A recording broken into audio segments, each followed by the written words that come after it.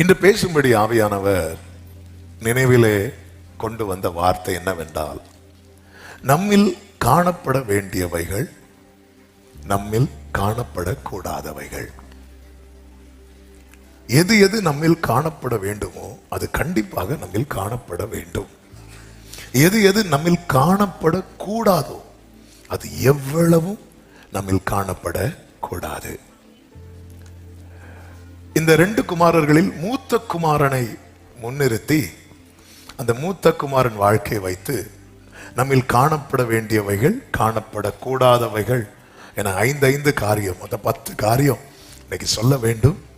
கர்த்தர் நம்மோடு கூட பேசுவாராக. கடந்த நாட்களிலே பரிசுத்த ஆவியானவர் இந்த வேத பகுதியை நினைவிலே ஆழமாய் கொண்டு வந்து தியானிக்க வைத்து இன்று பேசும்படி உணர்த்தினதை புரிந்து கொண்டேன். எனவே இந்த வேத பகுதிக்கு நேராக கவனத்தை திருப்பினேன். கர்த்தர் இடைப்பட்டார். பொதுவாகவே இந்த 3வது சம்பவம்னாலே அவன் கேமரா இளையகுமாரன் பக்கம் தான் திரும்பும். இன்னைக்கு ஆவியானவர் கேமராவை மூத்த குமாரன் பக்கத்தில் என்ன பண்றார்? திருப்புறார். ஆமே, லூக்கா வர இளையகுமாரன் பக்கம் தான் கேமராவை திருப்புறான். எந்த இந்த டாபிக்கை எடுத்தாலே இளையகுமாரன் தான். இளையகுமாரன் வர சொல்ல மாட்டோம், கெட்ட குமாரன்.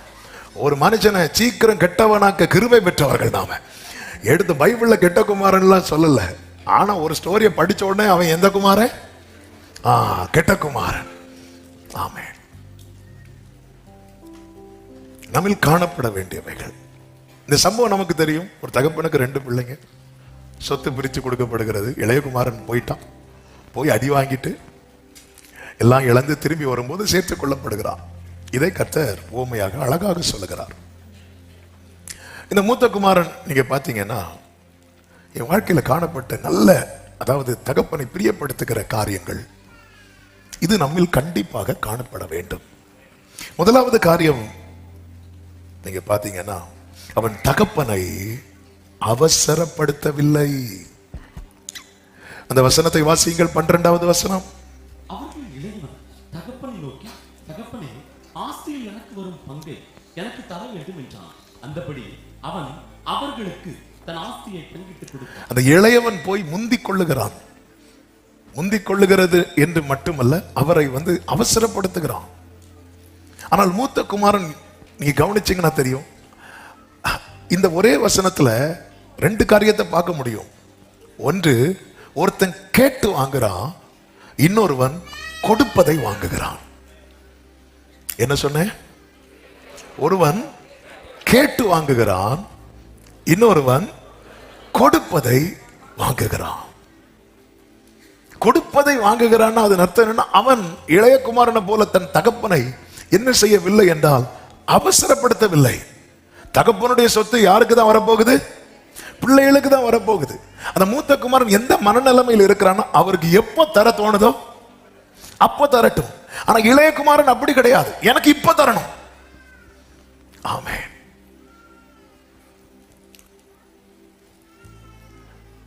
தகப்பனை அவசரப்படுத்தாத ஒரு சுபாவம் நமக்கு தேவை.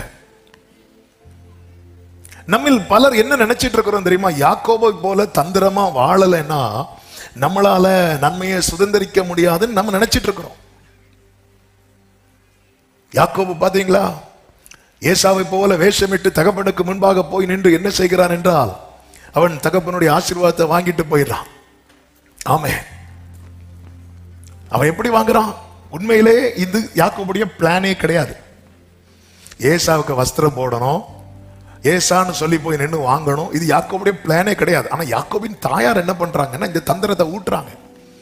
பாரு மகனே, அப்பா மூத்தவனை ஆசீர்வதிக்க போறார், நீ இப்படி பண்ணலைன்னா உனக்கு இந்த ஆசீர்வாதம் கிடைக்காது. அவன் ஊட்ட சூழ்நிலை நிமித்தம் அவன் அந்த தந்திரத்தை கையில் எடுக்கிறான். நம்மை சுற்றிலும் இருக்கிறவர்கள் நம்ம எப்படி இயக்குகிறார்கள் என்பதில் நம்ம ரொம்ப கவனமா இருக்கணும். இதே ரெபேக்கால பெண் பார்க்க வரும்போது ஆபிரகாம் அனுப்பின வேலைக்காரன் சொன்ன வார்த்தை என்ன தெரியுமா? என்னை நேர்வழியாய் நடத்தி வந்த தேவனுக்கு தன் காரியம் நேர்வழியாய், தன் பிள்ளை காரியம் எப்படி குறுக்கு வழியாய். ஆமென். கொஞ்சம் ஸ்பீடா போவேன், கவனிங்க. ரெபேக்காளே ஈசாக்குக்கு ஒருவேளை அது தெரியாம இருக்கலாம், ஆனா உங்களுக்கு தெரியணும்ல. ரெபேக்காளே உங்க வயித்துல இந்த யாக்கோபு இருக்கும் போதே ஆண்டவர் வாக்கு கொடுத்தார்ல, மூத்தவன் இளையவனை சேவிப்பான். இது யாருடைய திட்டம்? தேவ திட்டமானால் நிறைவேற்றுகிறது யாரு? தேவன். இப்படியே இருந்தா நிறைவேறாது. நம்ம இடையில புகுந்து ஏதாவது பண்ணாதான் நடக்கும். இல்ல இல்ல, யாக்கோபு திணிக்கப்படுகிறான். யாக்கோபு வேற கேட்கிறான், அம்மா ஒருவேளை நான் எத்தனை காணப்பட்டால் என் மேல ஆசீர்வாதத்துக்கு பதில் சாபம் வருமேன்னு சொன்ன உடனே, உன்மேல் விழும் சாபம், இப்படிப்பட்டவங்களை நம்பிராதீங்க. ஆமே, உன்மேல் விழும் சாபம் என் மேல் விழட்டும் அப்படி சொல்லி தள்ளப்பட்டான். யாக்கோபு என்ன பண்றான் அப்படின்னா, போய் ஆசீர்வாதத்தை ஏசான்னு சொல்லி வாங்கிட்டான். வாங்கி போனதை யார் வரா அப்படின்னா ஏசா வரா. நீங்க நல்லா கவனிச்சீங்கன்னா தெரியும், இந்த ஏசா வந்து நிறைய காரியம் ஏசா கிட்ட இருந்து படிக்கணும். ஏசா வந்து, அப்பா நான் ஏசா வந்திருக்கிறேன் அப்படி சொன்னதும் ஈசாக்கு ஷாக் ஆயிட்டு. அவர் அப்பதான் லெக் பீஸ் எல்லாம் கடிச்சு முடிச்சு இருக்கிறாரு. ஷாக் ஆயிட்டு, என்னது ஏசாவா? ஏன்பா அதிர்ச்சி ஆகுறீங்க? உன் தம்பி வந்து ஏமாத்தி வாங்கிட்டு போயிட்டான்பா அப்படி சொன்னதும் அவன் ஏமாத்திட்டானான்னு சொல்லி அழல. ஏசா என்ன சொல்லி அழுதான் தெரியுமா? வேற ஆசீர்வாதம் இல்லையாப்பா. தன் சகோதரன் தன்னை ஏமாத்தினதெல்லாம் அவனுக்கு மேட்டர் கிடையாது. என் அப்பா கிட்ட எனக்கு வேற ஆசீர்வாதம் இல்லைங்கிறதா அவனுடைய வலி. இன்னைக்கு நம்ம எதை நினைச்சு அழுறோம்? பெனினாள் திட்டுறதை நினைச்சு அண்ணாள் அழுதாளா, இல்ல அண்ணாளுக்கு குழந்தை இல்லைன்னு அழுதாளா? நம்ம குறைய நினைச்சு அழ மாட்டோம். ஆனா அவங்க என்ன, இதுதான் ஏசா பாருங்க, அவன் என்ன ஏமாத்துறான். யாக்கோபு அவன் பேர் கரெக்ட் தானே, அவன் இதோட என்ன, அவங்கிட்ட வேற என்ன எதிர்பார்க்க முடியும்? யார்? அழைக்கப்பட்டவன். அழைக்கப்பட்டவனை குறித்த சாட்சியை பாத்தீங்களா? இந்த தந்திரத்தால வாங்கிட்டான். ஆனா இதனுடைய விளைவு என்ன தெரியுமா? அவனால் அந்த வீட்டுல நிக்க முடியல. சாட்சி இல்லாத இடத்துல நிக்க முடியாது. அது சொந்த வீட்டுல ஆனாலும் சரி, மனைவிக்கு முன்னாடி புருஷனுக்கு சாட்சி இல்லைன்னா புருஷனுக்கு நிக்க முடியாது, மனைவிக்கு நிக்க முடியாது, பிள்ளைகளுக்கு நிக்க முடியாது, வீட்டிலே நிக்க முடியாது, சாட்சி இல்லாத இடத்துல நிக்க முடியாது. யாக்கோபுக்கு நிக்கவே முடியல. லாபான் வீட்டுல பெரிய ஆளா இருக்கலாம், கோலும் கையுமாய் போய் 2 பரிவாரங்களை, ஆனா வீட்டுல நிக்க முடியல. ஏசா சொல்றான், அது அவன் அப்படிதானே, அவன் அப்படித்தான் செய்வான். அவன் அப்படி இல்லைங்கிறத யாக்கோபு நீ ப்ரூவ் பண்ணிட்டு போயிருக்கணும். ஏற்கனவே என்ன பண்ணிருக்கு, ஏற்கனவே அந்த சேஷபுத்திர பாகத்தை வாங்கிட்டார். அவன் அப்படி இல்லைன்னு ஒண்ணு புரிந்து. யாக்கோபு ஈசாக்கு இன்னும் யாரையும் பிளஸ் பண்ணல, மொத்த ஆசீர்வாதத்தையும் வச்சிருக்கிறார். இந்த நேரத்துல இப்படி ஏசாவை பிளஸ் பண்ண போறாருங்கிற செய்தி கேட்டதும் யாக்கோபு போய், அப்பா நான் யாக்கோபு வந்திருக்கிறேன்ப்பா, எனக்கு கொஞ்சம் கொடுங்க, பணம் பிளஸ் பண்ணாம இருப்பாரு? கண்டிப்பா பண்ணுவாரு. ஆமே. நம்ம பல நேரத்துல என்ன நினைக்கிறோம்னா, நம்ம இப்படியே இருந்துட்டு இருந்தா அவங்க தூக்கிட்டு போயிருவாங்க, இவங்க தூக்கிட்டு போயிருவாங்க. இந்த இடத்துல நம்ம நம்முடைய தந்திரமாய் காரியங்களை நடப்பிக்க பார்க்கிறோம். ஆனா அந்த இடத்துல கர்த்தர் வேலை செய்யவே மாட்டார். இந்த மூத்த குமாரனை பாருங்கள். ஆமே, தகப்பன் அவசரப்படுத்தல. அல்லேலூயா. எனக்கு குறித்திருக்கிறதை அவர் நிறைவேற்றுவார்.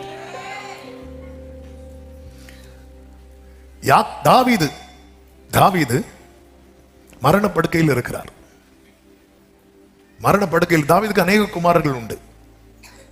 அதில் ஒருவன் சாலமோன், இன்னொருவன் உண்டு, அவன் பேரு அதோனியா. இந்த அதோனியா என்ன பண்றான் அப்படின்னா, தன்னைத்தானே ராஜாவாக வெளியே காட்டிட்டே இருக்கிறான். ஏன்னா வேற யாரும் அந்த இடத்துல போய் இருந்துடக்கூடாது. தன்னைத்தானே ராஜாவாக காட்டிட்டே இருக்கிறான்.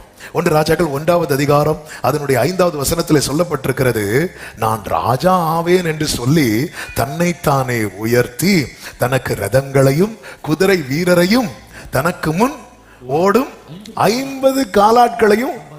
அதனால எல்லாரும் என்ன நினைச்சிட்டாங்க, அடுத்த ராஜா யாராதான் இருப்பா.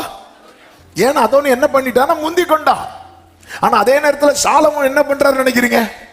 சாலமோன் என்ன பண்ணிட்டு இருந்தா? என்ன பண்ணிட்டு இருந்தா?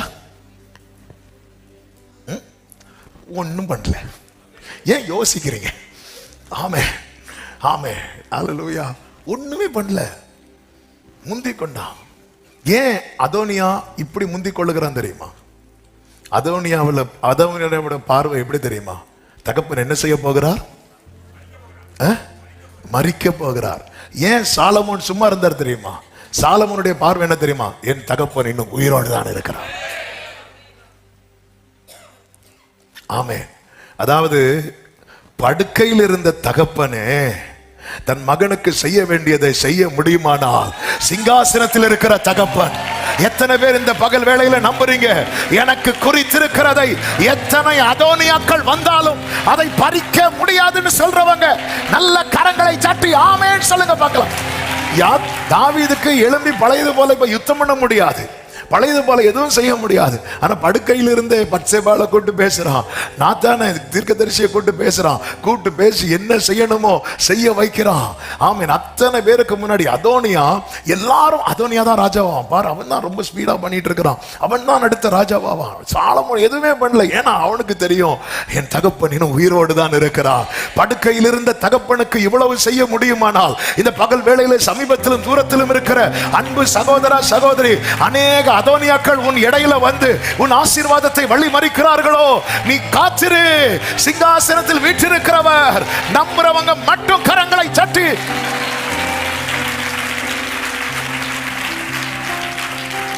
இந்த சாலமோனுக்கு சின்ன வயசுலயே அவங்க அப்பா அம்மா ஒண்ணு சொல்லி இருப்பாங்க. என்ன தெரியுமா? வேதம் சொல்லுகிறது 2 சாமுவேல் 12:24 அவனுக்கு சாலமோன் என்று பெயர் வைக்கிறாங்க. அவனிடத்தில் கர்த்தர் எப்படி இருந்தார் தெரியுமா? அன்பா இருந்தார். ஆமே. அந்த குழந்தை பிறக்கும் போதே உன் மேல ஆண்டவருக்கு ரொம்ப பாசப்பா, உன் மேல ரொம்ப பிரியம், என் மேல தேவன் வைத்த அன்பு உண்மையானால் எத்தனை அதோனியாக்கள் வந்தாலும் என் மேல என் வாழ்க்கையில தேவன் அனுமதிக்கிற, என் வாழ்க்கையில தேவன் ஏற்படுத்தி வைத்திருக்கிற நன்மைகளை பறிக்க முடியாது. ஆமென் சொல்லுங்க பார்க்கலாம். இந்த பூமியில என் நியாயம்லாம் எடுபடுது அப்படின்னு. ஆமென். சில காரியங்கள் தந்திரத்துல நம்மிடத்திலிருந்து பறிக்கப்படும் போது எல்லாரும் நம்மளை குற்றப்படுத்துவாங்க. நேற்று கூட ஒரு சகோதரி வந்து கேட்டான், நான் பண்ண தப்பா? அமைதியா இருந்தேன், பொறுமையா இருந்தேன், இன்னைக்கு கைவிட்டு போனது போல சூழ்நிலை இருந்ததும் எல்லாரும் என்ன குற்றப்படுத்துறாங்க. இந்த பூமியில நியாயம் எடுபட்டது உண்மை. ஆனா இங்கிருந்து எடுபட்டு அந்த நியாயம் கடலில் போடப்படவில்லை. ஒரு நியாயாசனம் நமக்காக மேலே வைக்கப்பட்டிருக்கிறது. அதனாலதான் வேதம் சொல்லுகிறது, தம்மால் தெரிந்து கொள்ளப்பட்டவர்கள் விஷயத்தில் நீடிய பொறுமையா இருந்தாலும் அவர் சீக்கிரமாய் நியாயம் செய்வார். ஹல்லேலூயா. யாக்கோபு உண்மையிலே நீங்க கவனிச்சீங்கன்னா, யாக்கோபு உண்மையிலே ஆசீர்வதிக்கப்பட்டது, ரியல் பிளெஸிங் யாக்கோபு வாழ்க்கையில வந்தது 20 வருஷத்துக்கு பிறகுதான். கர்த்தருடைய தயவினால அவன் வாழ்ந்தான். அவனுக்கு கோலுங்கையுமா போன யாக்கோபுக்கு 2 பரிவாரங்கள் கர்த்தர் கொடுத்தார். அப்படி வரும்போது ஒரே ஒரு வாய்ஸ், ஒரே ஒரு சத்தம் வருது, ஏசா அப்படின்னு. யாக்கோபின் முகம் செத்து போனதே. ஆமென். நிக்க முடியலையே. யாக்கோபு யாபோக்காற்றின் கரையில போய் அமர்ந்து, bless me Lord அப்படியே அழும்போது ஆண்டவர் இப்ப கேட்கிறார், நீ யாரு? உன் பேர் என்ன? இதே கேள்வி 20 வருடத்துக்கு முன்பதாக கண்ணு தெரியாத தகப்பன் கேட்ட போது ஏசா என்றான். இப்பொழுதும் ஏசான்னு சொல்ல போறியா? இல்ல, என் வாழ்க்கையில இனி நான் அடிபட விரும்பவில்லை, என் வாழ்க்கையில இனி ஒரு கண்ணீரின் பள்ளத்தாக்க நான் விரும்பல, நான் யாக்கோபு என்றான். ஆண்டவர் சொன்னார், என்னை விடு, நான் போறேன். அவன் சொல்றான், அங்கேயும் அவசரப்படுத்துறான், என்னை ஆசீர்வதித்தா ஒழிய. ஆண்டவர் அங்க இஸ்ரவேல் சொன்னார், ஆனா எப்பொழுது முதல் இஸ்ரவேலாய் மாறினான் தெரியுமா? ஆதியாகமம் 32:28 உன் பேர் இனி யாக்கோபு எனப்படாமல் இஸ்ரவேல் எனப்படும், தேவனோடும் மனிதரோடும் போராடி மேற்கொண்டாயே என்றார். சொல்லிட்டு போயிட்டார். ஆனா அதுக்கப்புறம் இஸ்ரவேலாய் அறியப்படவில்லை. அபிஷியலா யாக்கோபு எப்பொழுது இஸ்ரவேலாய் மாறினார் அப்படின்னா, ஆதியாகமம் 35வது அதிகாரம் அதனுடைய 9-10 வசனங்களை வாசிங்கள். யாக்கோபு பதான் ஆராமிலிருந்து வந்த பின்பு மறுபடியும் தரிசனமாகி, யாபோக்காற்றின் கரையில கேட்டு வாங்கினது இங்கே வந்து கொடுக்கிறார். தேவன் அவனுக்கு மறுபடியும் தரிசனமாகி அவனை ஆசீர்வதித்து, இப்பொழுது யாக்கோபு, நீனும் இஸ்ரவேலா மாறல, இப்பொழுது உன் பெயர் யாக்கோபு, இனி உன் பேர் யாக்கோபு என்னப்படாமல் இஸ்ரவேல் என்று உனக்கு பேர் வழங்கும் என்று சொல்லி இஸ்ரவேல் அங்கதான் பேர் வைக்கிறார். எந்த இடத்துல பேர் வச்சார் பாத்தீங்களா? எந்த இடத்துல பேர் வச்சார்? 20 வருஷத்துக்கு முன்னாடி எந்த இடத்துல தலைக்கு கீழே ஒரு கல் எடுத்து வச்சானோ அப்பவே கர்த்தர் வந்தது எதற்குதான்? பேர் வைக்க. ஆனா மடியில இருக்கல, ஓடிட்டான். பிள்ளைங்களை மடியில இருத்தி பேர் வைப்பாங்கல்ல, நம்மால் உட்காரல. இந்த இடம் இவர் பேர் வைக்கிறாராம். பெத்தேல், உனக்கு பேர் வைக்க வந்தா நீ பேர் வச்சுட்டு போற. ஆமே. யாக்கோபே உனக்கு முகம். அதனாலதான் ஆண்டவர் வந்து கேட்கிறார், உன் பேர் என்னன்னு கேட்கிறார். இத்தனை வருடம் ஆண்டவர் ஆராதிக்கிற நம்ம கிட்ட உன் பேர் என்னன்னு கேட்டா பேர் வைக்க விடுற. உன் தகப்பனாகிய ஆபிரகாமின் தேவன், ஈசாக்கின் தேவன். அடுத்து சொல்லல, சொல்லுங்கப்பா யாக்கோபின் தேவன் சொல்லுங்கப்பா. இதுக்கு தான் இந்த சேஷ்ட புத்திரத்தை பாதுகாத்துக்கு நான் ஆசைப்பட்டேன். சொல்லல, பேர் வைக்க விட மாட்டேங்கிறான். எனக்கு எப்படியாவது நன்மை கிடைச்சா போதும். நன்மையை எப்படியோ வாங்கிட்டான். ஆனா என்ன நஷ்டப்பட்டது என்றால் அடையாளம் நஷ்டப்பட்டது. இன்னைக்கு நம்முடைய போக்கஸ் என்ன தெரியுமா? நான் எப்படியாவது ஆசீர்வதிக்கப்பட்டா போதும், எப்படியாவது எனக்கு இது கிடைச்சா போதும். உன் அடையாளம் என்ன? உன்னுடைய ஐடென்டிட்டி என்ன? உன்னுடைய அடையாளம் என்ன? எனக்கு ஒரு தகப்பன் இருக்கிறார், அவர் உயிரோடு இருக்கிறார். அவர் என் காரியங்கள் எல்லாவற்றையும் எப்பொழுதும் வேதத்தில் சொல்லப்பட்டிருக்கிற ஒரு வார்த்தை உண்டல்லவா, கர்த்தரோ என் மேல் நினைவாயிருக்கிறார். இன்னைக்கு சபையில கர்த்தர் வந்து கேட்கிறாரு, ஆமா உன் பேர் என்ன? எப்படி இருக்கும்? ஏன் ஆண்டவர் என் பேர் உங்களுக்கு தெரியாதா? இங்க பாரு, உன்னை பேர் சொல்லி கூப்பிட நீ இடம் கொடுக்கல. உன் போக்கஸ் ஃபுல்லா எப்படா மீட்டிங் முடியும் ஓடி போய் ராகையில கட்டி பிடிச்சு ஓன்னு அழணும். ஏன்னா அவர் புறப்பட்டு போனதே பொண்ணு பார்க்கதான். ஏன்னா தாயாரும் தகப்பனும் அப்படிதான் சொல்லி அனுப்புனாங்க, நீ போ அங்க போ, லாபானுக்கு பிள்ளைங்க இருக்கிறாங்க. பார்த்த ஃபர்ஸ்ட் ப்ரொஃபைலே பிடிச்சு போச்சு. ஆனா கிடைச்சது செகண்ட் ப்ரொஃபைல். அது கீழே அட்டாச் ஆகிருந்திருக்கு, தெரியல. அவர் அதுலயே பிஸியா இருக்கிறார். பிஸியா இருந்து இதுக்கு முன்னாடி இது லூசு, அது பெத்தேல். லூசு பெத்தேல் ஆயிட்டு. ஆனா லூசு நீ அப்படித்தானே இருக்கிற. நீ ஏன் மாற மாட்டேங்கிற? நம்மள யாக்கோபா இருக்கிறோம். வச்சா குடுமி அடிச்சா ஓட்ட. அவர் மட்டும் தெரியாம வந்துட்டார். விடவே மாட்டோம், விடவே மாட்டோம். கொஞ்சம் வெயிட் பண்ணு, வெயிட் பண்ணு, வெயிட் பண்ணு. எப்போ இஸ்ரவேல்னு சொன்னார்ல, எப்பொழுது முதல் இஸ்ரவேலாய் மாறினான் தெரியுமா? ஏசாவோடு சமாதானமான பிறகு. நம்ம மேலாம் வாக்குத்தத்தங்கள் இருக்கிறது. அதனாலதான் ஏசாயா 9:10 ஒரு வசனம் உள்ள, யாக்கோபுக்கு ஒரு வார்த்தையை அனுப்பினார். எந்த வசனம்? 9வது அதிகாரம் 8வது வசனம் வாசிங்க. யாக்கோபுக்கு ஒரு வார்த்தையை அனுப்பினார், அது இஸ்ரவேலின் மேல் இறங்கிட்டு. அனுப்பிட்டாரு. நீ ஏசாவோடு சமாதானம் ஆயிட்டேன்னா உன் மேல இறங்கிறோம். அனுப்பிட்டே இருக்கிறார், அனுப்பிட்டே இருக்கிறார். நாங்க சமாதானமாக மாட்டோம். நாங்க அந்த ஆளை ஏமாத்தி தான். நல்லா புரிந்து கொள்ளுங்கள். சபையே தேவனை ஆராதிக்கிற ஆண்டவர் அப்பா என்று அழைக்கிற தேவ பிள்ளையே தந்திரத்தாலோ பிறரை ஏமாற்றியோ பிறரை அள வைத்தோ ஒரு நன்மையும் உங்க கையில இருக்கக்கூடாது.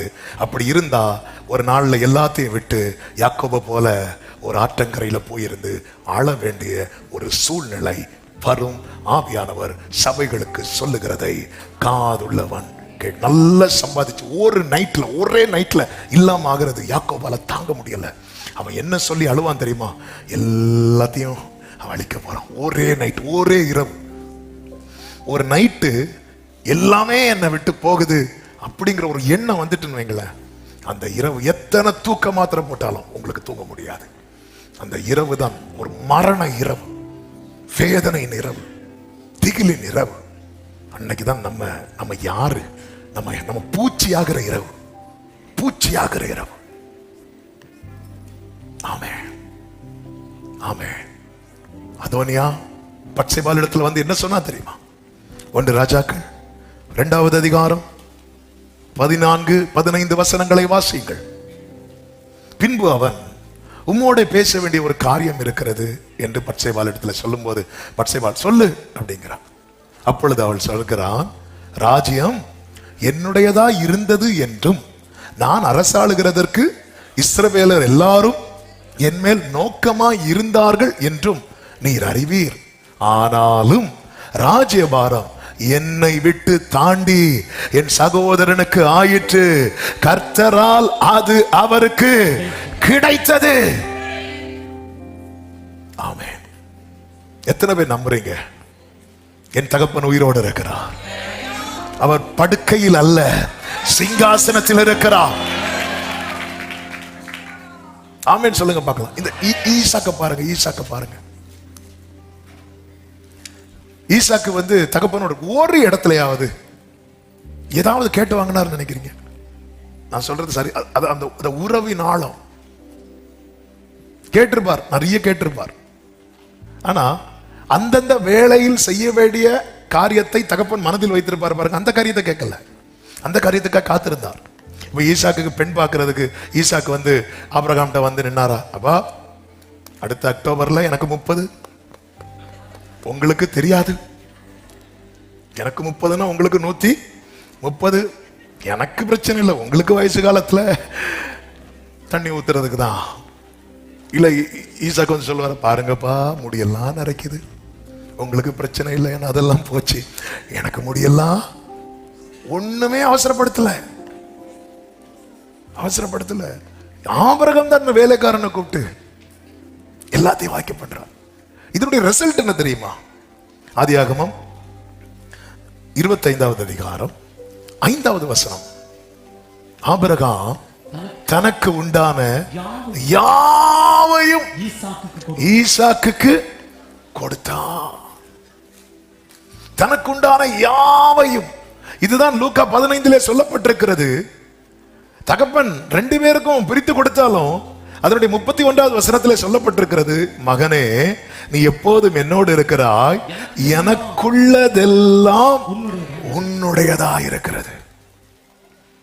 தகப்பனை அவசரப்படுத்தாதீர்கள். அதாவது தேவைக்காக மட்டும் தேடுகிறவர்கள் தான் அவசரப்படுத்துவார்கள். தேவைக்காக மட்டும் தேவனை தேடுகிறவர்கள் தேவனை அவசரப்படுத்துவார்கள். ஆண்டவர் ஒரு மீட்டிங்ல அப்பம் கொடுத்தார், இன்னொரு மீட்டிங்ல அப்பம் கொடுக்கல, இன்னொரு மீட்டிங்ல அப்பம் கொடுக்கல. உடனே எல்லாரும் என்ன பண்ணிட்டாங்க தெரியுமா?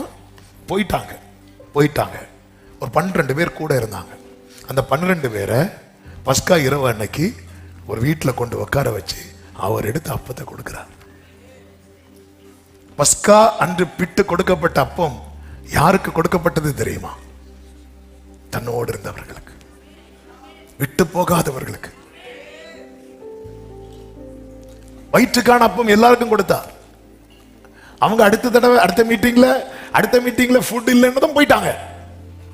ஆனா ஒரு சின்ன கூட்டம் போகல, அவங்களுக்கு எல்லாத்தையும் கொடுக்கிறார். தகப்பனை அவசரப்படுத்தாதிருங்கள்.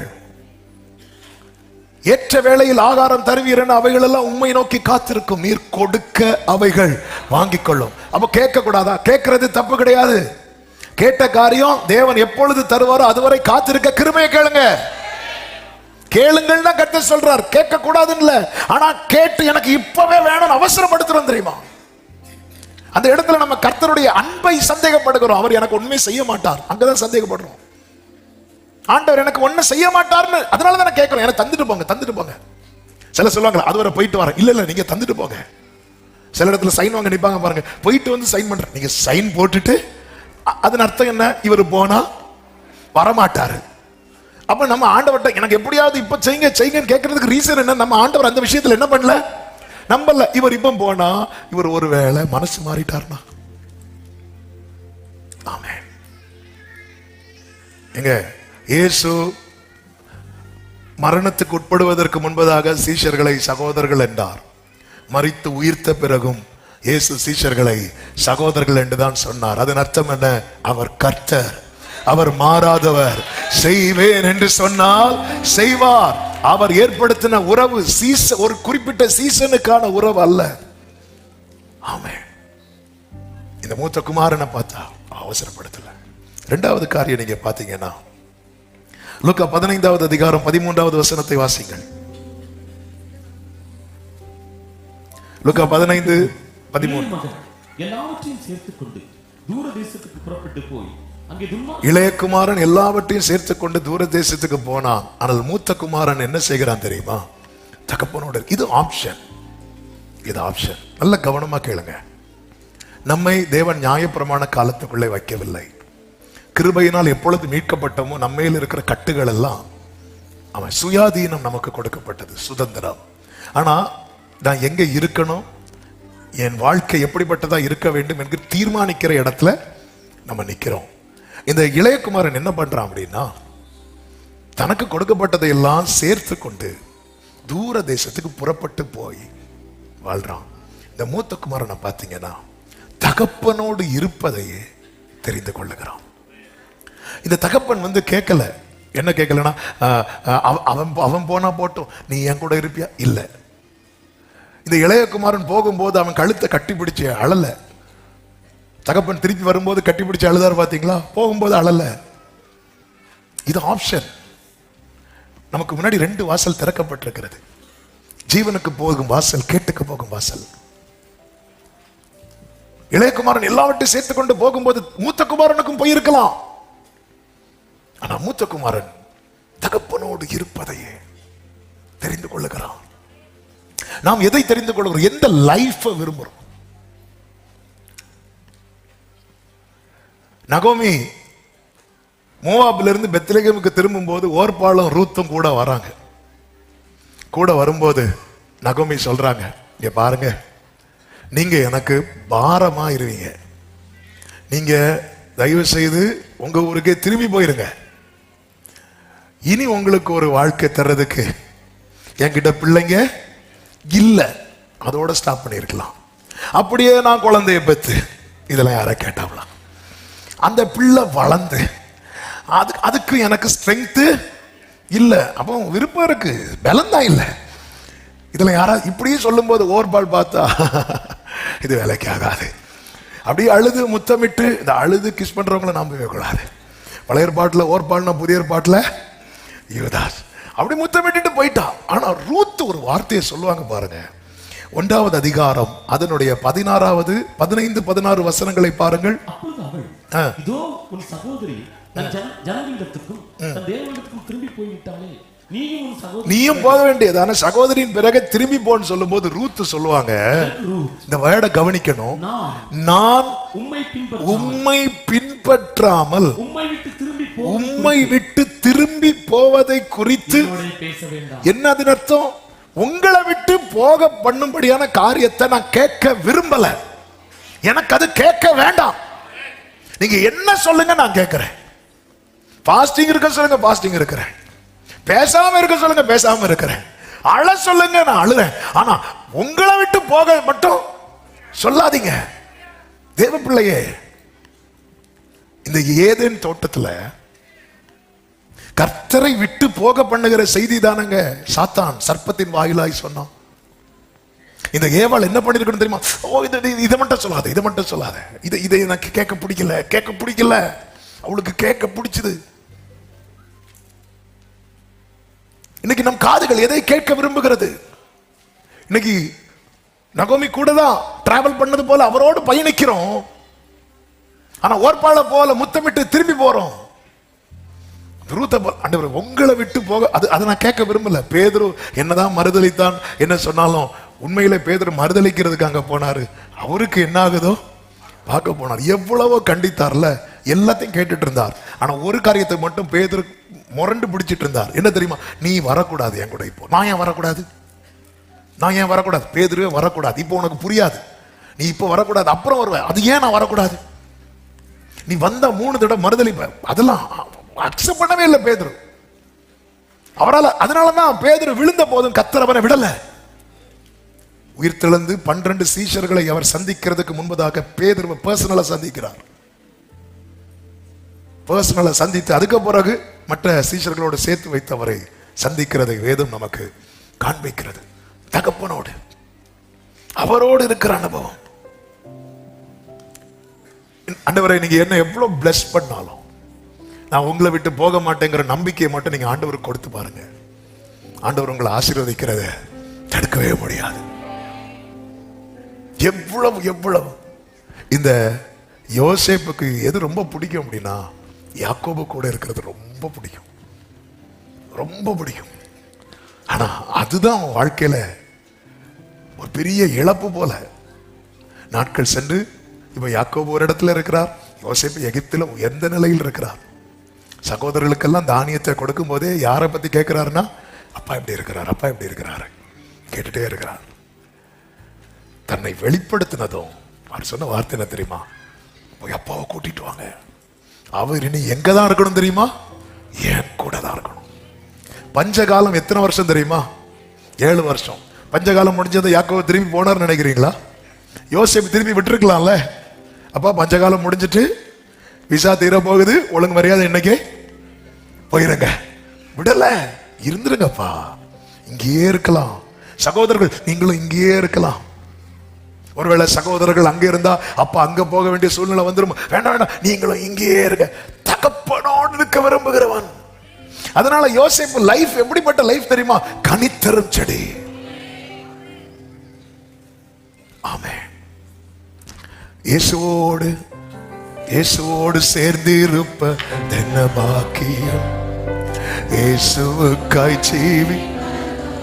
பிரியமானவர்களே, இந்த ஒரு வாரம் எத்தனை பேருக்கு சொல்ல முடியும், ஆண்டவரே நான் அவரோடு தான். இந்த மூத்த குமாரனுக்கும் இளைய குமாரனை போல வாழலாம். மூத்த குமாரனுக்கும் ஃப்ரெண்ட்ஸ் உண்டு. இன்னும் சொல்ல வேண்டுமானால் 2 பிள்ளைகளுக்கு சொத்தை பிரிச்சு கொடுக்கறாங்கன்னா மூத்தவனுக்கு தான் ஜாஸ்தியா கொடுப்பாங்க. சேஷ்டபுத்திர பாகம் அவனுக்கு அல்லவா? 2 பேருக்கு சொத்தை 3ஆ பிரிச்சு 2 போர்ஷனை மூத்தவனுக்கு கொடுப்பாங்க. அப்போ அவனுக்கு நிறைய இருக்கு, நிறைய ஆப்ஷன் இருக்கு, நிறைய டோர்ஸ் அவனுக்கு. ஆனா இல்ல அப்பா என் கூட இருக்கணும். இந்த இளையகுமாரன் போனால போகும்போது, அப்பா நான் அங்க போறேன், நீங்க என் கூட வரீங்களாப்பா? கூப்பிட்டானா? கூப்பிடல. ஏன்னா வந்து அவன் நினைச்ச மாதிரி வாழ முடியாது. அதனால ஆண்டவரே சண்டே சர்வீஸ்ல மீட் பண்ணும். நான் என் ஆத்மாவே போட்டு போகும்போது என் ஆத்மாவை நான் தூக்கிட்டு போவேன், உங்க ஆத்மாவை நீங்க. அதுக்கப்புறம் நம்ம அடுத்த சண்டே பார்க்கலாம். நம்ம ஆராதிக்கிற தேவன் நம் கூடும்போது வருகிறவர் அல்ல, நம் கூடவே வர விரும்புகிறவர். கூடவே வர விரும்புகிறவர். நீ தண்ணீரை கடக்கும் போது நான் உன் கூட இருப்பேன். நான் தண்ணீர்ல கடக்கல, நீங்க இருக்காதீங்க. நிறைய பாதையில பயணிக்க தயங்குகிறோம் தெரியுமா? இந்த வனாந்தரம் வேண்டாம் வேண்டாம் வேண்டாம் இஸ்ரவேல் சொன்னாங்களே, அவங்க என்ன வேண்டாம் வேண்டாம்னு சொன்னாங்க தெரியுமா? கர்த்தரோடு பயணிக்கிற வாழ்க்கை வேண்டாம், நாங்க எகிப்திலே இருக்கிறோம். எகிப்துல கர்த்தர் இல்ல, கர்த்தர் இல்லாத எகிப்தை விரும்பினாங்க, கர்த்தரோடு இருக்கிற வனாந்திரத்தை விரும்பல. இன்னைக்கு எகிப்தா வனாந்திரமான்னு கேட்டா எகிப்தை டிக் பண்றோமே. கர்த்தரோடா கர்த்தர் இல்லாமலா? இதுதான் அந்த கேள்வி. கண்களை ஏறெடுத்து சோதோமை பார்க்கிறான் லோத்து. அது கர்த்தருடைய தோட்டம் போல இருந்துச்சாம். கர்த்தருடைய தோட்டம் இல்ல, கர்த்தருடைய தோட்டம் போல இருந்துச்சு. கர்த்தருடைய தோட்டத்திலே வேலை காட்டினவன் யாரு? சாத்தான். அவன் தோட்டம் போலனா போலம்மா, நீ வா உள்ள, அதுக்கப்புறம் பாத்துக்கிறேன். உள்ள போன அவன் என்ன நினைச்சிருக்கணும்? ஆபிரகாமோடு இருக்க தானே நீ வந்த லோத்தே, அப்ப அதுக்கு தானே நீ முக்கியத்துவம் கொடுக்கணும். நன்மை வந்ததும் ஆபிரகாம் வேண்டாம் வேண்டாம் வேண்டாம், நான் தனியாவே போயிடுறேன், நான் தனியாவே போயிடுறேன். அங்க சொல்லப்பட்டிருக்கிறவன் நாள்தோறும் வாதிக்கப்பட்டானாம். ஆமென். இந்த மூத்த குமாரனை பாருங்கள், இந்த தகப்பன் கொடுக்கிற சாட்சி. இளைய குமாரனை பத்தி தகப்பன் கொடுக்கிற சாட்சி என்ன தெரியுமா? அவன் மரித்தான் பிழைத்தான். மூத்த குமாரனை குறித்து தகப்பன் கொடுக்கிற சாட்சி என்ன தெரியுமா? மகனே நீ எப்போதும் என் கூடவே இருக்கிற, என் கூடவே இருக்கிற. நம்ம 2 சாட்சியை கேட்கணும். முதல் சாட்சியை கேட்டுட்டோம், எப்போ மனம் திரும்பி வந்த போது கேட்டோம். 2வது சாட்சியை எப்ப கேட்க போறோம்? லாஸ்ட்ல 4 பேர் நம்மளை தூக்கிட்டு ரெஸ்ட் இன் பீஸ். எங்க இருக்கிறான் கூட எப்போதும் உம் புகழ்தானே என் நேரமும் உம் நல்ல கவனமா கேளுங்க. எது உங்க வாழ்க்கையில ரொம்ப முக்கியம்? எது உங்க வாழ்க்கையில ரொம்ப முக்கியம்? ஆமென். என்ன தேவை? வந்து வாங்கினேன் போறேன். திருப்பி வந்தா பார்த்தீங்களா? எப்போ வந்தான் தெரியுமா? எல்லாவற்றையும் இழந்த போது. இன்னைக்கு நம்ம லைஃப் அப்படித்தானங்க இருக்கு. ஒரு நெருக்கம் வரும்போது வர்றோம், ஒரு கஷ்டம் வரும்போது வருகிறோம், ஒரு இழப்பு வரும்போது வருகிறோம். வேற வழி இல்லாம இளையகுமாரன் இப்பொழுது உண்மையிலே தகப்பனிடத்துல வந்தது வேற வழி இல்லாம. மூத்த குமாரன் தகப்பனை விட்டு போகாதது வேற வழி இல்லாம அல்ல, விரும்பினதுனால.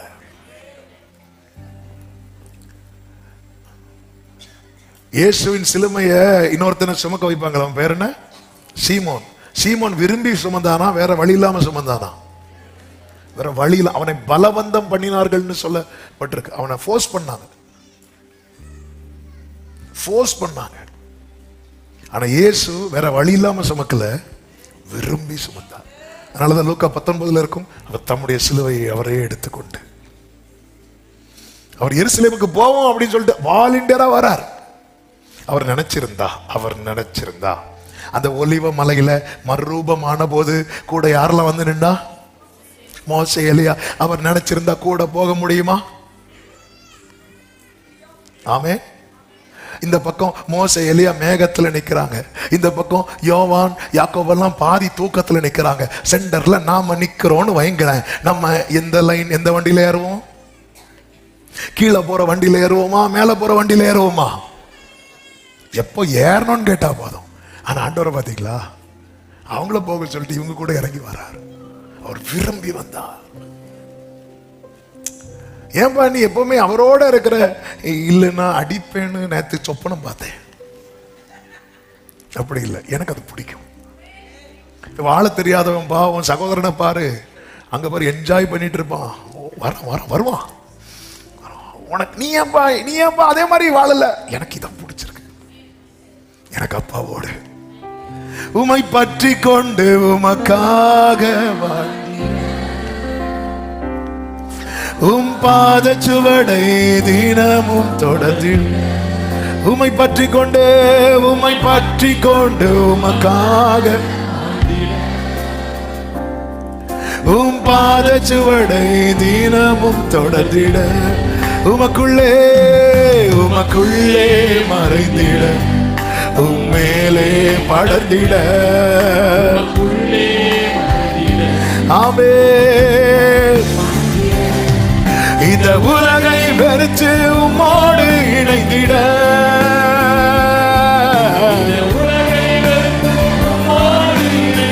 கைகளை உயர்த்தி இயேசுவே, இயேசுவே, அவன் தோளின் மீது சாய என் உள்ளம் ஏங்குதே.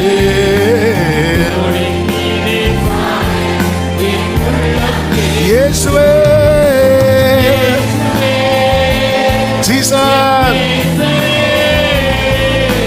தோளின் மீதே சாய.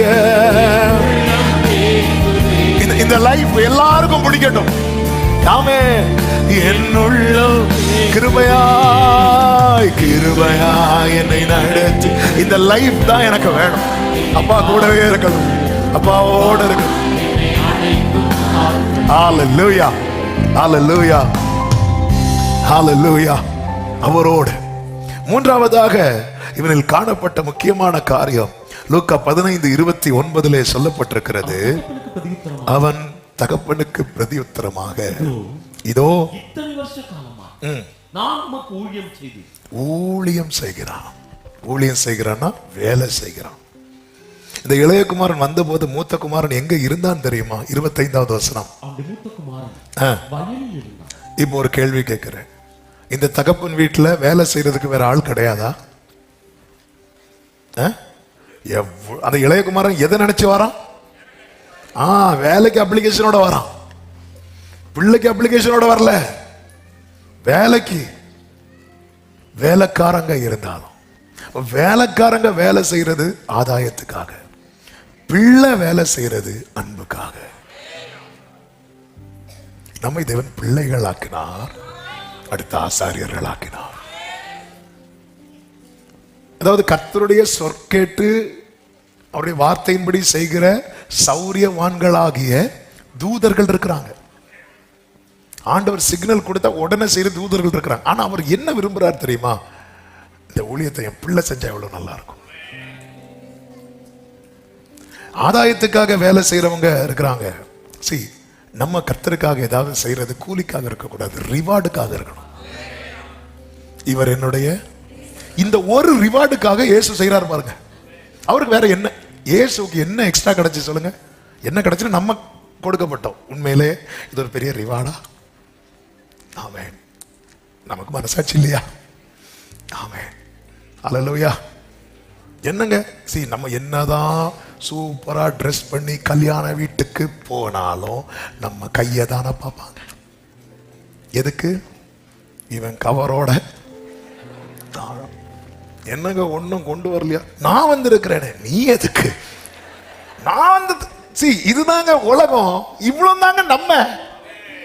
அதனாலதான் சிலர் என்ன பண்றாங்கன்னா வெறும் கவரையாவது கொடுத்துட்டு வருவோம். ஒருத்தர் எனக்கு தெரிஞ்ச வீட்டுல தான் ஒருத்தர் இவ்வளவு பெரிய வண்ணத்துல கவர் கொடுத்தார். அவர் அந்த கவர் கொடுக்க ரொம்ப கஷ்டப்பட்டு இருக்கிறார். ஏன்னா பெரிய பேப்பரை சின்ன சின்னதா கட் பண்ணி அதுக்குள்ள வச்சு ஒரு 7-8 பேர் வந்து சாப்பிட்டு போயாச்சு. கவரை பிரிச்சு பார்த்தா உள்ள எல்லாம் பேப்பர். இவ்வளவுதான் நம்ம. இதுக்கு மேல அவருக்கு இயேசு ஊழியம் செய்ய வந்தார். எதுக்கு? ஏப்பா என்ன பார்த்து சொல்லணும், இவர் என்னுடைய இந்த ரிவார்டுக்காக ஊழியம் செய்கிறவர்கள் பாக்கியவான்கள். ஊழியம் செஞ்ச கர்த்தர் ஆசீர்வதிப்பார். அதெல்லாம் மேட்டரே கிடையாதுங்க ஆண்டவருக்கு. அவர் என்ன பார்த்து சொல்லணும், வா எஜமானுடைய சந்தோஷத்துக்கு உள்ளவா. எத்தனை பேர் ஊழியம் செய்யறோம்? ஏதாவது வகையில் கர்த்தருக்கென்று எதையாவது செய்கிறோமா? ஆமென். ஏதாவது ஃபாதர் அழகா பாடி இருக்கிறாங்கல்ல, ஏதாவது ஏதாவது ஏதாவது செய்ய வேண்டும் ஒவ்வொரு நாளும் என்னையே சுரா. அமெரிக்காவில் கடந்த வாரம் நடந்த சம்பவம் நம்ம எல்லாருமே படித்தோம்.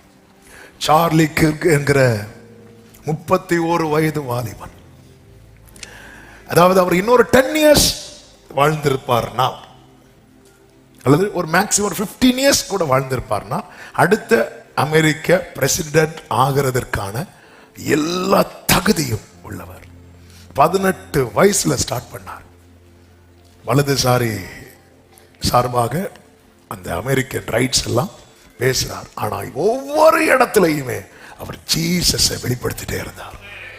ஒவ்வொரு இடத்துலையும் அவருக்கு அவருக்கு அவ்வளோ, அதாவது அமெரிக்க பிரசிடென்டோடைய அவ்வளோ close. America vice president select பண்றதுல முக்கிய பங்கு வகித்ததே யாருன்னு இவர் தான் சொல்றாங்க. இவர் சொல்லி தான் கேட்டாங்க. ஆனா எல்லா இடத்துலையுமே ஜீசஸ் ஜீசஸ் ஜீசஸ் ஜீசஸ்.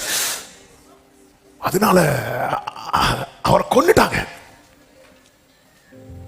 ஆமே. 2 சின்ன பிள்ளைங்க.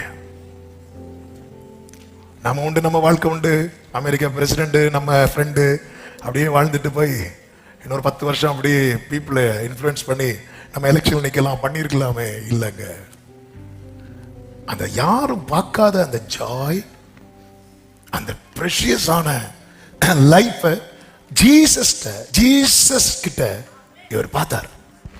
இதுதான், இந்த பார்வை தான் வேணும். வயல்ல வேலை செய்யறதுக்கு 1000 பேர் இருக்கலாம், ஆனாலும் அப்பாக்காக பிள்ளை செய்யறது போல வருமா? பிள்ளை செய்யறது போல வருமா? என்னதான் பிள்ளை செய்யறது போல வருவாங்க. முதியோர் இல்லத்துல பெற்றோரை கொண்டு சேர்த்து எத்தனை முதியோர் இல்லம் பிள்ளைகளோட சூப்பரா பாக்குறாங்க தெரியுமா? அந்த அமௌண்ட்டை மட்டும் கொடுத்தா போதும், வேளைக்கு சாப்பாடு, பெட்லயே வந்து கிளீன் பண்ணி எல்லாம் பண்ணுவாங்க. என்னதான் பண்ணாலும் பிள்ளை பக்கத்துல இருந்து, ஆமா இந்த தண்ணியை குடிங்க, அப்பா இந்த தண்ணியை குடிங்க, இது பக்கத்துல வருமா? வருமா? ஆண்டவருக்காக இங்க பாருங்க, அப்பா சொத்தை கொடுத்துட்டார், அவன் வாழலாம் அவன் பாட்டுக்கு இஷ்டத்துக்கு. இல்ல, நான் வயலுக்கு போறேன்ப்பா.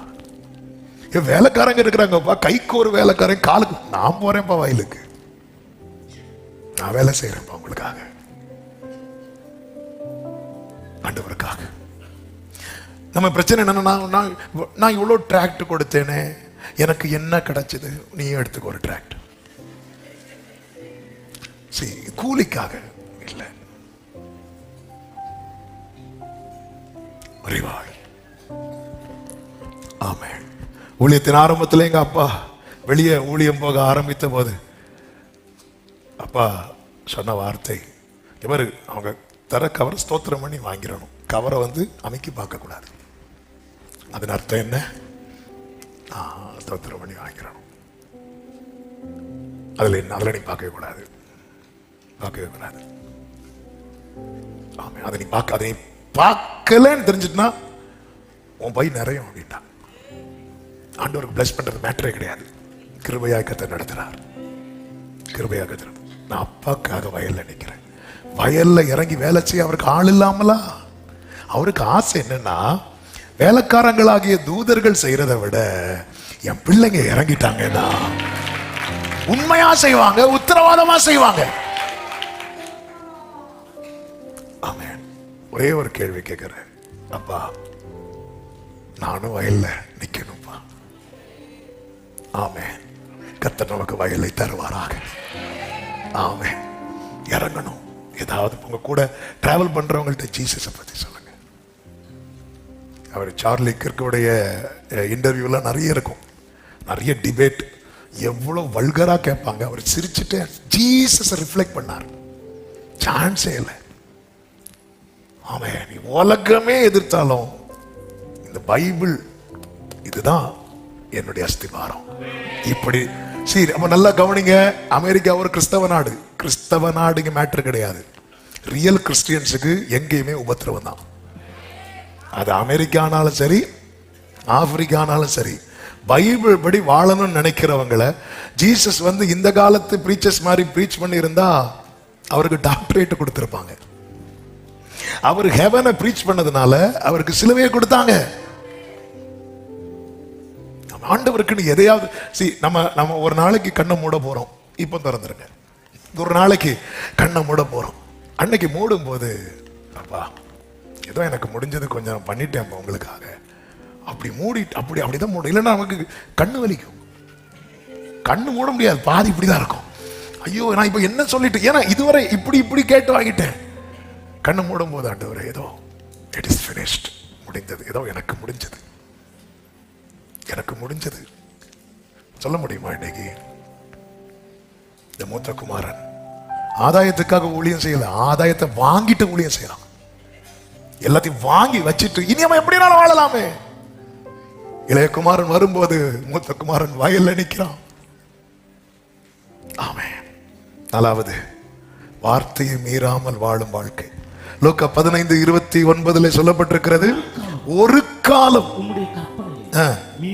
அதன் அர்த்தம் என்னன்னா, தகப்பன்ட்ட ஒரு நாள் அவர் என்ன சொல்லல, நோ சொல்லவே இல்லை. நல்ல கவனிங்க. நம்ம கிட்ட ஒருத்தங்க நோ சொல்லலைன்னா அவங்க கிட்ட நம்ம அடுத்தடுத்த காரியத்தை சொல்லிட்டு இருப்போம். நம்ம ஆரம்பத்திலே நோ சொல்லிட்டோம், அடுத்தடுத்த காரியம் நம்ம சொல்ல மாட்டார். நம்ம ஒருத்தங்க இவங்க என்ன கேட்டாலும் முடியாதுன்னு சொல்லுவாங்க. அதனால அவங்கள்ட்ட நம்ம என்ன செய்யக்கூடாது, கேட்க. ஒருத்தங்க என்ன சொன்னா சரி ஓகே நம்ம என்ன சொன்னாலும் எஸ் சொல்றவங்கள்ட்ட நம்ம அடுத்தடுத்த காரியத்தை சொல்லிட்டு இருப்போம். இந்த தகப்பன் சொல்லி, ஏய் அங்க வேலைக்காரங்கள நீ எதுக்கும் வயலுக்கு போறேன்பா. ஒரு காலம் வார்த்தை மீறல. 5வது, நீங்க கவனிச்சீங்கன்னா, இந்த இளையகுமாரன் புறப்பட்டு வாழ்ந்த வாழ்க்கை அதே போலதான் மூத்த குமாரனுக்கும் வாசல் திறக்கப்பட்டிருக்கிறது. ஆனால் அவன் அதை செய்யவில்லை. அவன் இச்சையடக்கம் உள்ளவனாயிருந்தான்.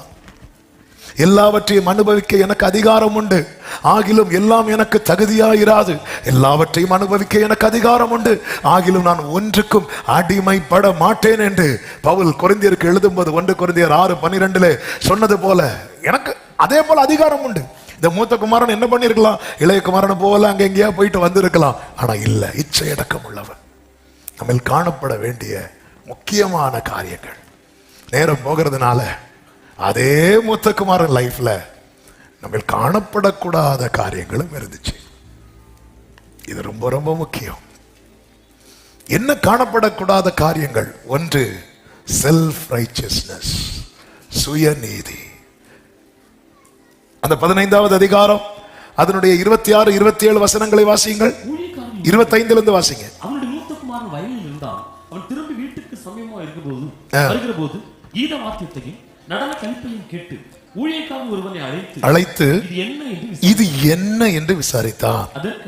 அதற்கு அவன் உம்முடைய சகோதரன் வந்தார், அவர் மறுபடியும் சுகத்துடனே உம்முடைய தகப்பனிடத்தில் வந்து சேர்ந்தபடியினாலே கொளுத்த கன்றை அடிப்பித்தார்னு சொன்னதோ நம்ம ஆளுக்கு என்ன வந்துச்சு தெரியுமா? கோபம் அடைந்து. அப்ப அவன் எப்படி வந்திருக்க கூடாது? சுகத்தோடு வந்திருக்க கூடாது. யாருதான் சுகத்தோடு வரணும்? வயல்ல வேலை செய்யறவங்க, வாரத்துக்கு 2 நாள் உபவாசிக்கிறவங்க, தசமபாகம் கரெக்டா கொடுக்கிறவங்க, 10 கட்டளைகளை கை கொள்றவங்க, கால் போன போக்கில் மனம் போன போக்கில் போனவன் எப்படிதான் வரணும்? ஸ்ட்ரெச்சர்ல தான் கொண்டு வரணும்.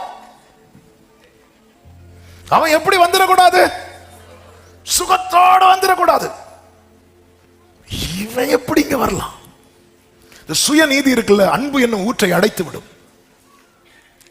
சுயநீதி, நான் வந்து தப்பு பண்ணல, நான் கரெக்டா இருக்கிறேன், நான் ஆராதிக்க வந்து உட்கார்றதுல நியாயம் இருக்கு, இவன் பண்ணதெல்லாம் பண்ணிட்டு என் பக்கத்துல வந்து உட்கார்ந்து இருக்கிறான், இடையில வேற கைய கொடுன்னு. நான் எங்க போய் கைய கொடுக்க? இந்த சுயநீதி இருக்குல்ல, சுயநீதி இருக்குல்ல. சரி, இவங்கெல்லாம் சர்ச்சுக்கு வராங்களா? இவங்கெல்லாம் சர்ச்சுக்கு வராங்க பாஸ்டர், இவங்கெல்லாம் சர்ச்சுக்கு வராங்க, நீங்களும் வரீங்க.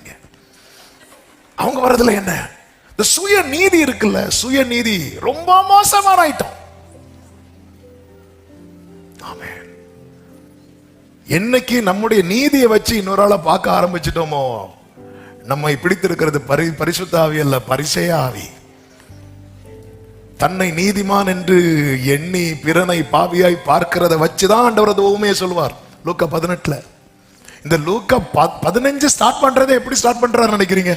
அதனுடைய 2-3 வசனங்களை பாருங்கள். 15வது அதிகாரம்.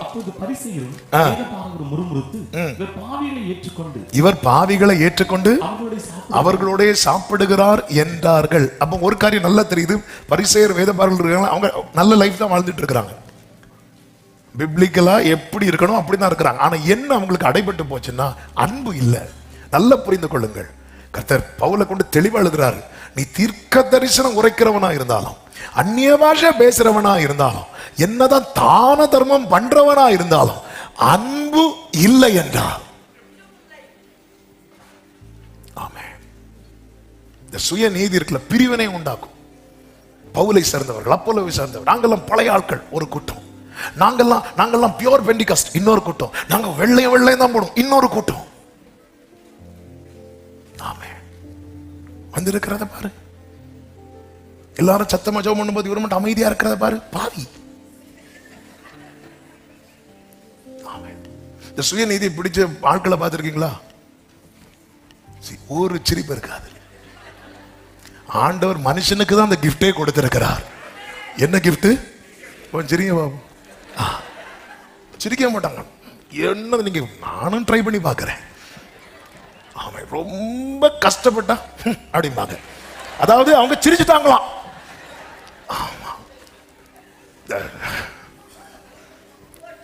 ஆமென். இன்னைக்கு எனக்கு ஆராதனையே போச்சு பாஸ்டர். ஏன்? இவங்க வந்து என் பக்கத்துல உட்காந்துட்டாங்க. ஆண்டவர் சொல்லியிருப்பார், இன்னைக்கு நான் வரல, ஏன் ஆண்டவரே இவங்க வந்து உட்காந்துட்டாங்க. இப்படி அவர் சொன்னா எப்படிங்க இருக்கும்? பிரிவினை உண்டாகும். இந்த சுயநீதி குற்றப்படுத்தும். அதுவும் சாதாரண இல்ல, பைபிள் எழுதிருக்கு, அவன் போய் துன்மார்க்கமாய் ஜீவனம் பண்ணான்னு எழுதியிருக்கு. நம்மால் வந்து சொல்றாரு, வேசிகள் இடத்தில் ஒண்ணு இவன் போய் எல்லாத்தையும் லிஸ்ட் எடுத்திருக்கிறான், இல்லைன்னா இவன் சொன்னது போய். அதாவது ஒருத்தன் பண்ண பாவத்துக்கு வர்ற தண்டனையை விட அவன் என்ன பண்ணான்னு இன்னொரு ஆள்கிட்ட கேட்டு சொல்லுவாங்க பாருங்க, தூக்கிலே போட்டுருவாங்க. அவன் உண்மையிலே அவன் அப்படி பண்ணிருக்க மாட்டான். ஆனா ஆளு சொல்றதை வந்து எப்படி சொல்லுவாங்க தெரியுமா? இவன் அங்க போனான், கண்டிப்பா எதுக்கு தான் போயிருப்பான்? இதுக்கு தான் போயிருப்பான். அவன் வேசிகள் இடத்தில் ஆஸ்தியை அழித்து, என்ன அழகா கொடுக்குறான். அப்ப அவன் இப்படியெல்லாம் பண்ணிட்டு வந்திருக்கிறானே, சிம்பிளா இல்ல. அதாவது அந்த அப்பா வந்து அவனை வெறுக்கணும். சிலர் அந்த கிருபை பெற்றவங்க இருக்கிறாங்க பாருங்க. நம்ம கிட்ட வந்து ஒரு ஆளை சொல்லும் போது அந்த ஆளு மேல நமக்கு என்ன வரும் தெரியுமா? அதனால என்கிட்ட யாராவது பேசும்போது நான் சொல்லுவேன், இன்ஃபர்மேஷனை மட்டும் சொல்லுங்க, ஆக்ஷன் வேண்டாம். அவங்க என்ன சொன்னாங்க, அவங்க என்ன சொன்னாங்க அப்படி சொல்லுங்க. அவங்க என்ன சொன்னாங்க தெரியுமா, அவ்வளவுதான், அதோட முடிஞ்சு. அதோட நமக்கும் அவங்க என்ன சொன்னாங்க தெரியுமா? எவ்வளவு சிம்பிளா இருக்கு, அவ்வளவுதான். அவன் அவன் அப்பாவை தன்னை போல மாற்ற பார்க்கிறான். அப்பா வெளியே அவனை தம்மை போல மாற்ற பார்க்கிறான். நான் உபவாசிக்கிறது, இந்த வேட கவனிங்க, நான் உபவாசிக்கிறது, நான் உபவாசிக்கலாம், தசமபா கொடுக்கலாம், எல்லாம் செய்யலாம். என்ன இவ்வளவு செஞ்சோம், நான் அவரை போல மாறலைன்னா, மூத்த குமாரனே, இத்தனை காலம் அப்பாவோடு இருந்தல்ல, அப்பா இருதயம் உனக்குள்ள ஏன் இல்லாம போயிட்டு? இதனுடைய விளைவு நான் சொல்றேன். ரெண்டாவது பாருங்க, குமுறல். அதுவரை குமுறல்ல, அது வரல, அவன் அப்படி இருக்கிறான், நான் எனக்கு அது வர குமரல. ஆனா இன்னொருத்தன் உள்ள என்றாயி அவன் நிமித்தம் வீட்டுல விருந்து உண்டானதும் குமரல். ஏற்றுக்கொள்ள முடியாத மனநிலை. நேரம் போறதுனால வேகமா சொல்றேன். ஏற்றுக்கொள்ளவே முடியல. ஒரு பரிசேயன் இயேசுவை ஏற்றுக்கொண்டான், வீட்டுல விருந்து வைக்கிறான். சீமோன் என்னும் பரிசேயன் இயேசுவை ஏற்றுக்கொண்டு வீட்டுல விருந்து வைக்கிறான். அதே வீட்டுல யார் வரா அப்படின்னா, பாவியாகிய ஸ்திரீ வர. அவ்வளவுதான், முடிஞ்சு. அவன் உடனே யாரை பார்க்கறான் தெரியுமா? இயேசு. எல்லாரும் கோபத்தை யார்கிட்ட தான் கட்டுவாங்க தெரியுமா? இந்த மூத்த குமாரன் யாரை கூப்பிட்டு பேசியிருக்கணும்? இலக்கு பேச மாட்டாங்க, பரிசுத்தம் கெட்டு போயிடும். இயேசுட்ட மட்டும் தான் பேசுவாங்க, பக்கத்து விசுவாசிட்ட பேசவே மாட்டோம். அவங்க எந்த ஆராதனைக்கு வராங்க? செகண்ட் ஆராதனை. அப்ப நான் ஃபர்ஸ்ட் ஆராதனை. அவங்க ஃபர்ஸ்ட் ஆராதனைக்கு வந்தா இல்ல, அவங்க 2 ஆராதனைக்கு வருவாங்க. அப்ப நான் 3வது ஆராதனை. அவங்க தனியா ஆராய்ச்சிட்டு போங்க. இலக்கு மட்டும் பேச மாட்டாரு அப்பட. ஏன்னா அவர் ஸ்டாண்டர்ட். நாங்க நேரம் போறோம், யாரையும் பார்க்க மாட்டோம். அவங்க பாட்டு யாரை பார்த்தா நேரம் போவோம், ஆண்டோட்ட போவோம். ஆண்டோ நம்மளை பார்த்து வச்சுட்டு போயிட்டே இருப்பாரு. நாங்க யார்ட்டையும் பேச மாட்டோம், வேற யார்ட்டையும் பேச மாட்டோம். நாங்க நேரம் வருவோம், ஆண்டவர் அப்படியே பார்ப்போம். தகப்பனை தான் கூப்பிட்டு பேசுறார். ஆமென். அந்த பரிசேயன் அளக்க ஆரம்பிச்சான் பாருங்க. இயேசு உட்கார்ந்து அவன் சாப்பாடை சாப்பிட்டுட்டு அளக்க ஆரம்பிச்சார். நான் வீட்டுக்கு வந்தேன், நீ கால் கழுவ தண்ணி தரல. இதெல்லாம் ஃபர்ஸ்ட் கேட்கவே இல்லையே, இயேசு அளக்கவே இல்லையே. அவர் கண்டுக்காம விட்டார். இவன் அவளுடைய பாவத்தை கண்டுக்க ஆரம்பிச்சானா, இவரும் கண்டுக்க ஆரம்பிச்சிட்டார். இது எப்படி தெரியுமா? சில பிள்ளைங்க நாங்கள் படிக்கும்போது இந்த கிளாஸுக்கு ஒரு லீடர் இருப்பான். அவன்கிட்ட பெரம்பு வாங்கிட்டு சொல்லுவார் வாத்தியார். அவன் வாங்கி கொடுக்குற அன்னைக்கு அவன் தான் அடி வாங்குவான். அதே போல மலையாளத்தில் சொல்லுவாங்க, வடி கொடுத்து அடிமெடிக்கல, கம்ப கொடுத்து. அதே போல இவன் ஆக்சுவலா அந்த யூத முறைமையின்படி கால் கழுவ தண்ணி கொடுக்கணும், கை கழுவ தண்ணி கொடுக்கணும், வரும்போது முத்தமிட்டு முத்தத்தோடு வரவேற்கணும். இது ஒன்னும் இவன் செய்யல. இவர் அப்படி பரிசேயன் அல்லவா, அவருக்கு ஸ்டாண்டர்டை விட்டுறக்கூடாது. வாங்க உள்ள அப்படியே உட்கார. ஆண்டவர் கண்டுக்கவே இல்லை. அவன் பண்ணல, விடு விடு விடு, கண்டுக்கவே இல்லை. சரி சரி, நம்ம இவ்வளவு கண்டுக்காம நம்ம கிட்ட வரா தெரியுமா? எவனுடைய அக்கிரமத்தை கர்த்தர் எண்ணாது இருக்கு. என்னங்க எவ்வளவு கிருமை தெரியுமாங்க அது. அவர் கண்டுக்காம வரார். உட்கார்ந்து இருந்தா நம்ம ஆள் இவர் உண்மையில தீர்க்கதரிசியா இருந்திருந்தா ஆண்டவர் பார்த்தார். அவன் கிட்ட இருந்த ஸ்கேல் அப்படியே வாங்குறாரு. பாரு, நான் வரும்போது நீ கால் கழுவ தண்ணி தரல, அவளோ. ஆமே. இவன் எப்போ அவளை தப்பா பார்க்க ஆரம்பிச்சிட்டானோ, அப்போ அவனுக்கு முன்னாக அவளை கர்த்தர் உயர்த்த ஆரம்பிச்சிட்டார். இந்த மூத்த குமாரனை பாத்தீங்களா? நீங்க இந்த வேதத்தை எவ்வளவு வாட்டி நானும் படிச்சு பார்த்தாச்சு. எனக்கு ஒரு காரியத்தை பார்க்க முடியல. பரிதாபமான காரியம் என்ன அப்படின்னா, கடைசி வர இந்த மூத்த குமாரன் வீட்டுக்குள்ள வரல.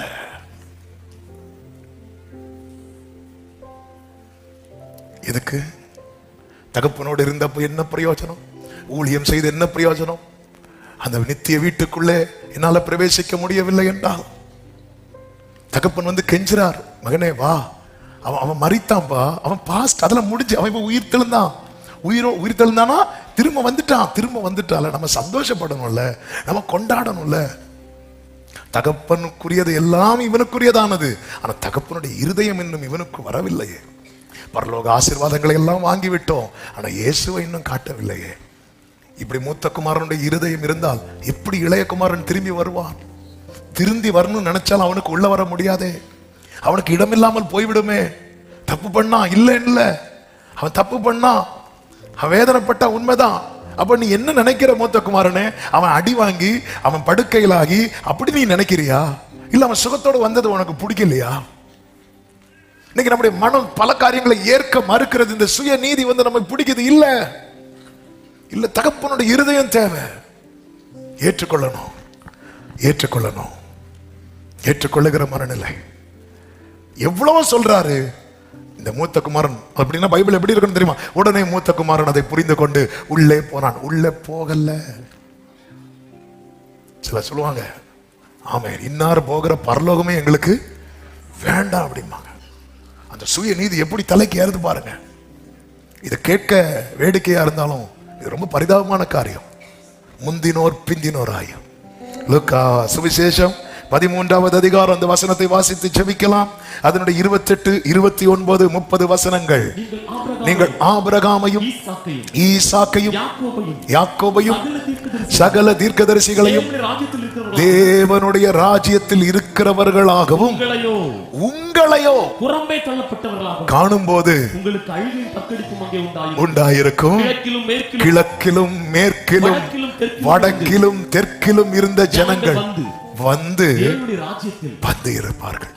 இதை ஏற்றுக்கொள்ள முடியாததுனால நீங்க புறம்பே இருப்பீங்க. ஆமென்.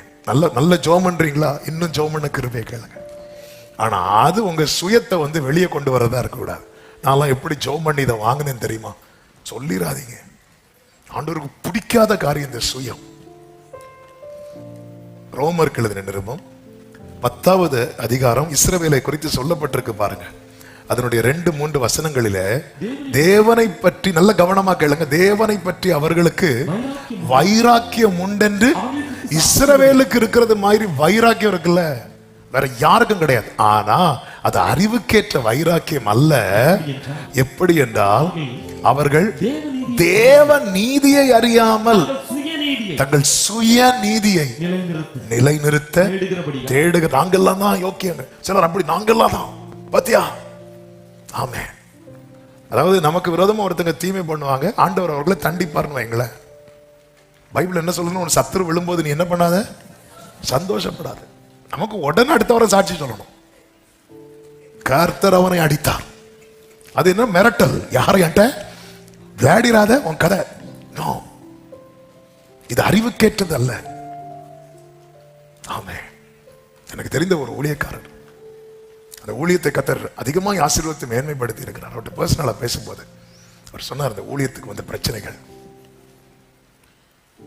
அந்த பிரச்சனைகளை சொன்னார். இந்த இடத்துல இவங்க பிரச்சனை பண்ணாங்க, கர்த்தர் 2 மாசத்துல தூக்கிட்டார்.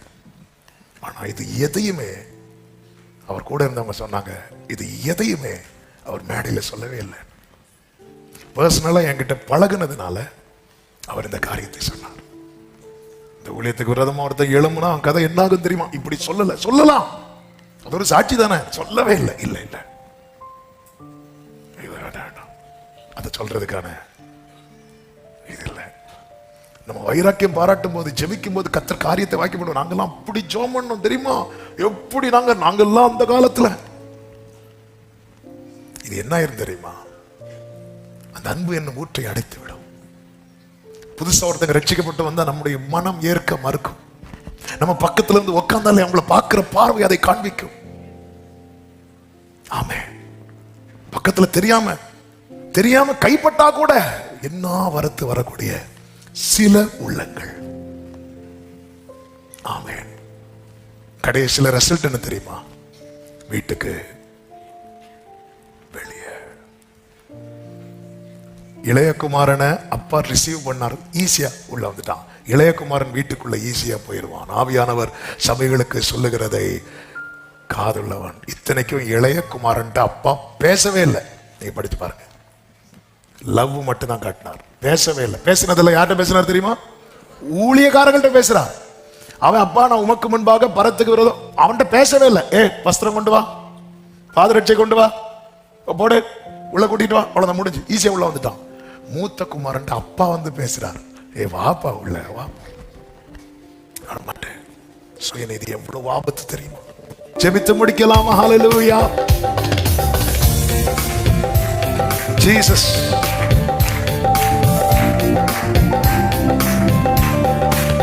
ஆமென். சிலுவை சுமந்தோராய் சீஷனாகுவோம்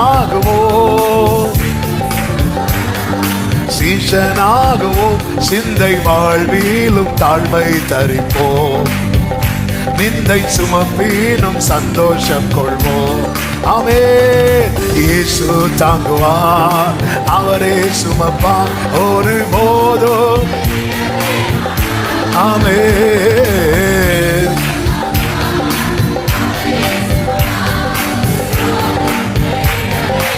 ஆமென். ஹல்லேலூயா, ஹல்லேலூயா, ஹல்லேலூயா, ஹல்லேலூயா.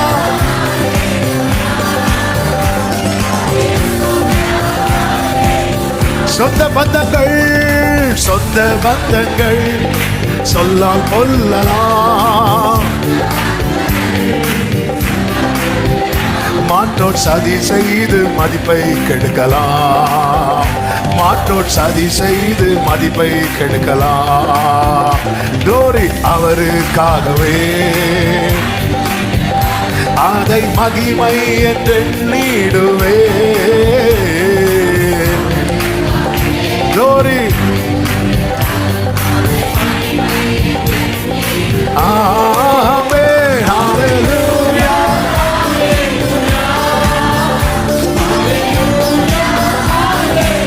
ஹல்லேலூயா.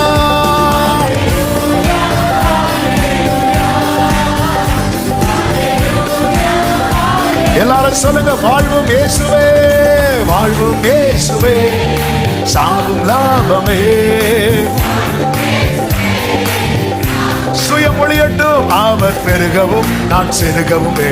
இந்த வார்த்தையை சபை முழுவதும் சொல்லுங்க, அவர் பெருகவும் கிருபை தருகிறார், கிருபை தருகிறார், விருதாவாக்கிடே அதை நித்தமும் ஒரே கிருபை தருகிறார்.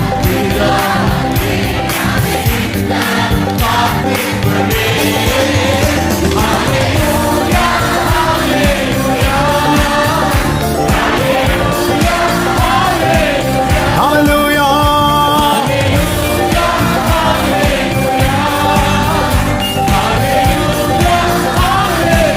ஓ விண்ணை விட்டு என், விண்ணை விட்டு என் கண்ணை அகற்றிடே. glory. மண்ணின் வாழ்வையும் கொம்பையாய் எண்ணுகிறேன், மண்ணின் வாழ்வையும். glory. விண்ணின் வார்த்தைக்கு உண்மையுள்ளவன் என்று அழைத்தீர். அம்மா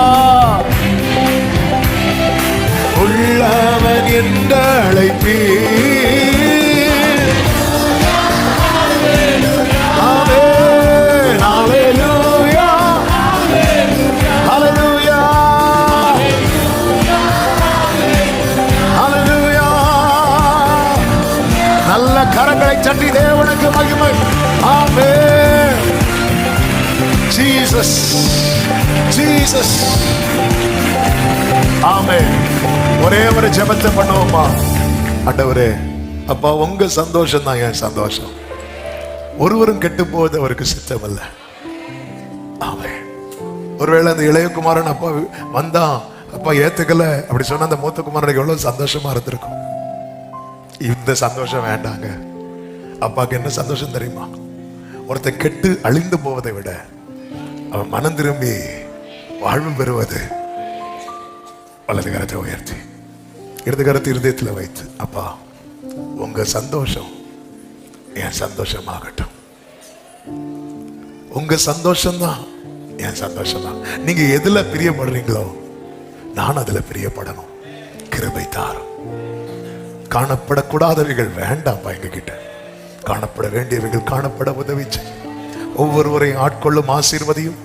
இந்த வாரம் நன்மையாய் ஆசீர்வாதமாய் சமாதானமாய் இருக்க கிருபை செய்யும். கண்மணி போல காத்துக்கொள்ளும். மகிமை அனைத்தும் உமக்கு செலுத்துகிறோம் இரட்சகர் இயேசுவின் நாமத்தில் பிதாவே, ஆமென். என் ஆத்துமாவே கர்த்தரை ஸ்தோத்திரி, முழுவதுமே அவருடைய பரிசுத்த நாமத்தை ஸ்தோத்திரி. என் ஆத்துமாவே கர்த்தரை ஸ்தோத்திரி, கர்த்தர் செய்த சகல உபகாரங்களை மறவாதே. ஆமென். நம்முடைய கர்த்தராகிய இயேசு கிறிஸ்துவின் கிருபையும் பிதாவாகிய தேவனுடைய அன்பும் பரிசுத்த ஆவியானவருடைய ஐக்கியமும் சிநேகமும் பாதுகாவலும் நம் அனைவரோடும் எல்லா பரிசுத்தவான்களோடு கூட கர்த்தருடைய வருகை மட்டும் தங்கி இருப்பதாக. ஆமென். ஹல்லேலூயா. God bless you. கர்த்தர் உங்களை ஆசீர்வதிப்பாராக. ஆமென்.